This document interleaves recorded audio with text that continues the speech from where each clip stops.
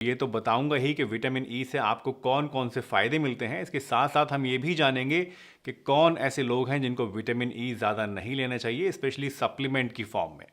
एक fat soluble vitamin है जिसका नाम जहन में आते ही हमें लगता है कि ये एक आम सा जैसे और सब विटामिन होते हैं ऐसा ही कोई चीज़ है,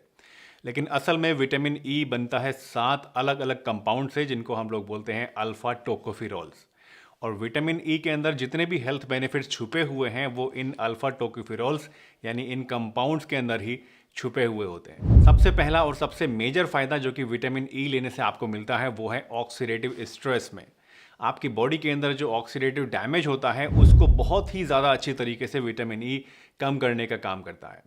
ऑक्सीडेटिव स्ट्रेस बेसिकली एक ऐसा प्रोसेस है जिसमें हमारी सेल्स के अंदर जब ऑक्सीजन जाने के बाद केमिकल रिएक्शंस होते हैं तो उनके नतीजे में कुछ फ्री रेडिकल्स पैदा होते हैं। ये फ्री रेडिकल्स आपकी सेल्स को डैमेज करते हैं और बॉडी में बहुत सारे अलग अलग तरह के नुकसान पैदा करते हैं। उम्र बढ़ने के साथ साथ क्योंकि हमारी बॉडी के अंदर ऑक्सीडेटिव डैमेज बढ़ने लगता है तो ये प्रोसेस कम होता है और इसकी वजह से आपके अंदर बहुत सारी प्रॉब्लम्स जैसे कि उम्र बढ़ने के साथ स्किन में प्रॉब्लम्स आना, आपकी किडनीज़ के अंदर प्रॉब्लम्स आना, आपकी हार्ट की नसों के अंदर प्रॉब्लम आना और भी बहुत सारी अलग अलग तरह की प्रॉब्लम्स हैं। इन सभी में आपको काफ़ी ज़्यादा फ़ायदा मिलता है। विटामिन ई लेने से दूसरा मेजर बेनिफिट आपको मिलता है आपके दिल के लिए, आपके हार्ट के लिए।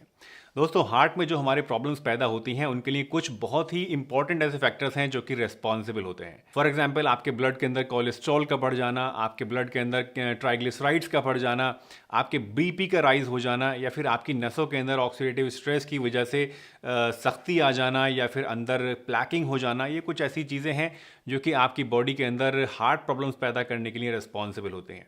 अब क्योंकि विटामिन ई आपकी बॉडी के अंदर स्ट्रेस को भी कम करता है, इस ऑक्सीडेटिव स्ट्रेस को कम करता है, आपकी बॉडी के अंदर एलडीएल यानी बैड कोलेस्ट्रॉल को कम करता है, आपके अंदर ट्राइग्लिसराइड्स को भी कम करता है और आपके ब्लड प्रेशर के ऊपर भी असर डालता है, उसको भी नॉर्मल रेंज में रखता है। तो इन सभी चीज़ों की वजह से कलेक्टिवली आप कह सकते हैं कि विटामिन ई लेने से आपकी जो ओवरऑल हार्ट हेल्थ है, जो आपका कार्डियोवैस्कुलर सिस्टम है, वो अच्छी तरीके से काम करता रहता है और उसमें अलग अलग तरह की बीमारियां पैदा होने का खतरा काफ़ी हद तक कम हो जाता है। विटामिन ई लेने का तीसरा फ़ायदा उन लोगों को मिल सकता है जिनके अंदर non alcoholic fatty liver disease है।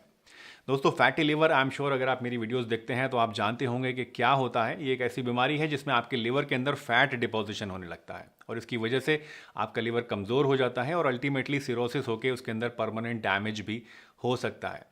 अगर आपके अंदर non alcoholic fatty liver disease है, यानी ऐसी लिवर डिजीज़ है, ऐसा फैटी लिवर है जो कि आप शराब नहीं लेते हैं उसके बावजूद पैदा हो रहा है, तो ऐसे केस में विटामिन ई लेने से आपको बहुत ही ज़्यादा फ़ायदा मिलता है क्योंकि ये